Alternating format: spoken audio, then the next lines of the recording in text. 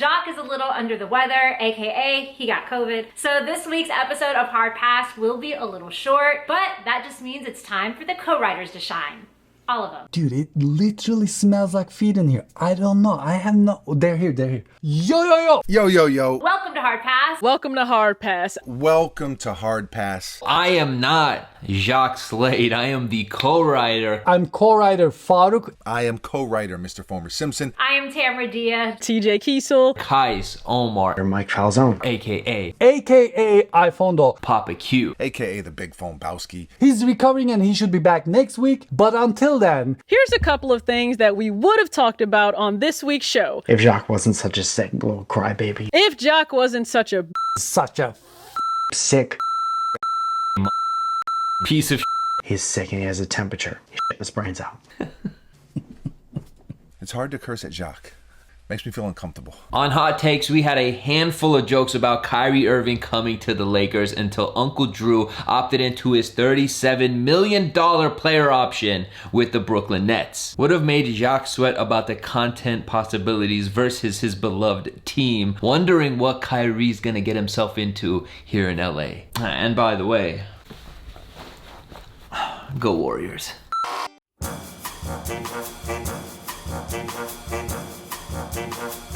Oh, we definitely would have talked about Dr. J channeling Hard Pass fave The Rock in this clip. Go ahead and play the clip. Everybody's wondering, is that Versace?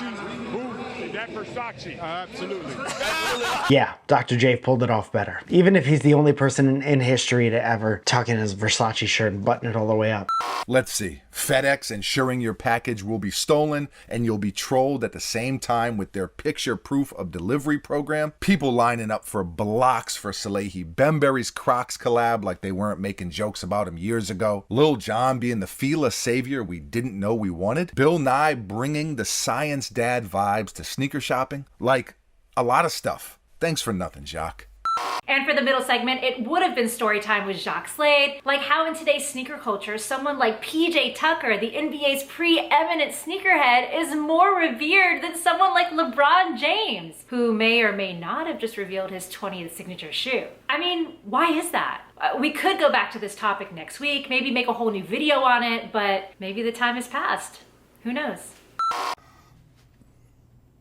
Alright, quick heat check. Nina Chanel Ebony Jordan 2s on the 8th, Lisa Leslie Dunks on the 9th, and the new colorways of the New Balance 550s on the 10th. Pick of the week is the Jordan Luca 1 on the 7th, and the Yeezy of the week is that outfit he wore at the BET Awards.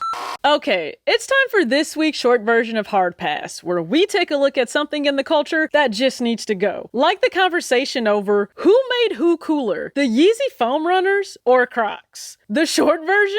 If you see people having arguments about this, step away from your phone and maybe burn it. No one wins between Ye stands and Croc fans. Let it go. Thank you for watching this abbreviated version of Hard Pass. I am co-writer TJ Kiesel. I'm co-writer Faruk, aka iPhone Dog. I'm co-writer Mike Falzone. I am Tamara Dia. Kais Omar. I am co-writer Mr. Former Simpson, aka the Big Phone Bowski. We'll see you next week, but not before we leave you with a listener Hard Pass. Play the clip. Yo, yo, yo, this is Real Co-Writer here with this week's Listener Hard Pass, which I just realized we say listener when this is a video show. Who writes this?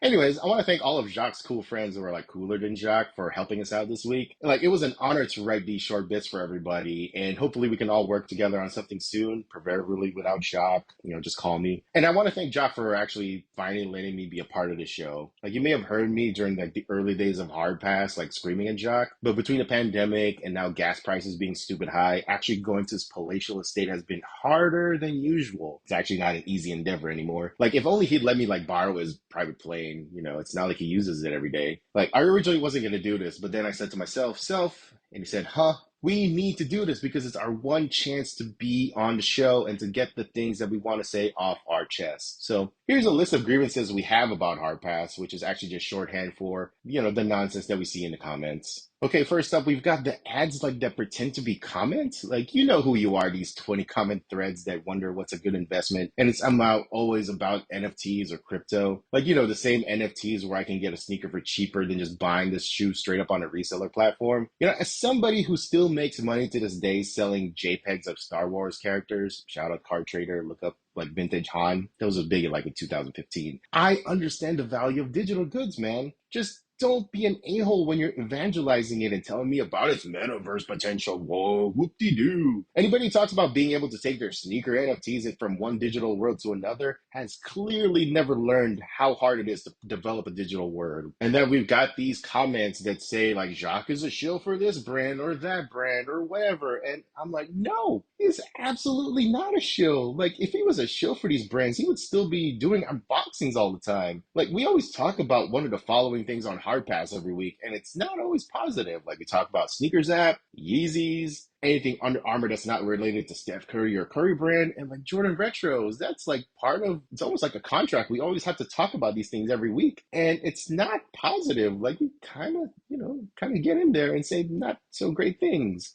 Like we offer constructive criticism with like a dose of, okay, maybe it's not just a dose, it's like a dollop of snark. And that's not exactly the formula for getting in the good graces of a brand. Like, at the same time, Jacques has been getting opportunities outside of the sneaker world because he's proven that he can talk about more than just sneakers. Is that just from Hardpass? No, I wouldn't say that, but it's part of it. And, it's between the unboxings, the show, and it's just a piece of a whole. Or is it a whole or is it an oeuvre? Is it a thing? Is it a je ne sais quoi? I don't know. I think I've lost the thread on this one. Okay, anyways, just let Jacques grow, everybody. Come on. And then we've got our favorite. Oh man. Oh, this will be good. The Jordan stands. I guess I have to break out the disclaimer for this one. This is specifically to the Michael Jordan fans who angrily leave comments in our videos about how we consistently disrespect MJ or Jordan brand or anything related to them. If you are a Jordan fan and don't leave comments like this is not about you, okay?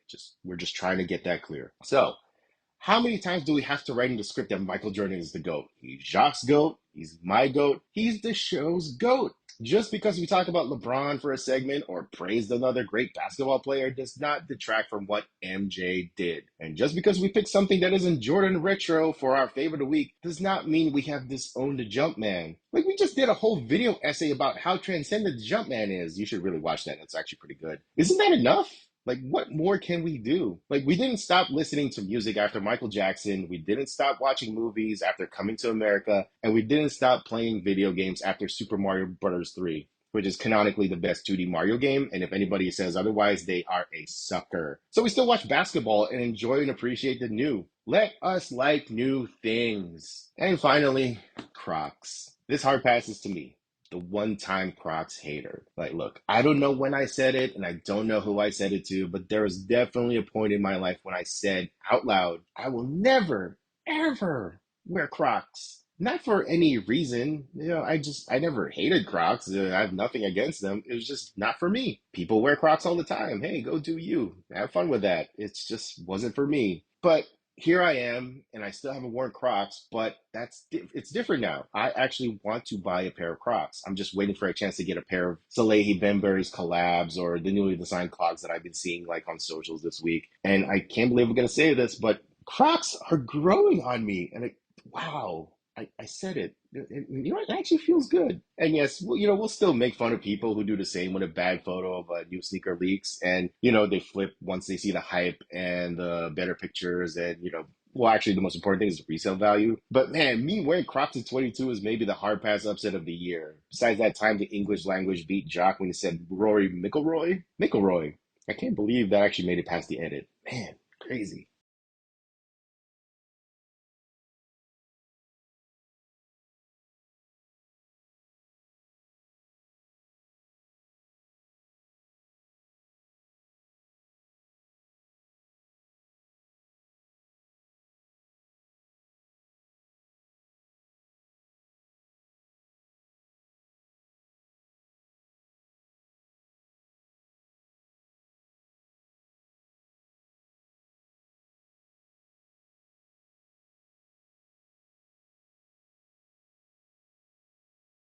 sad little sneezy boy underneath his blanket.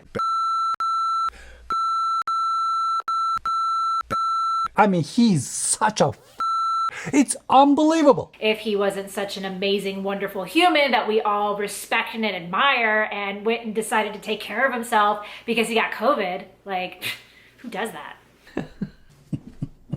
I couldn't do that seriously. It's hard to curse at Jacques. Makes me feel uncomfortable. Ugh.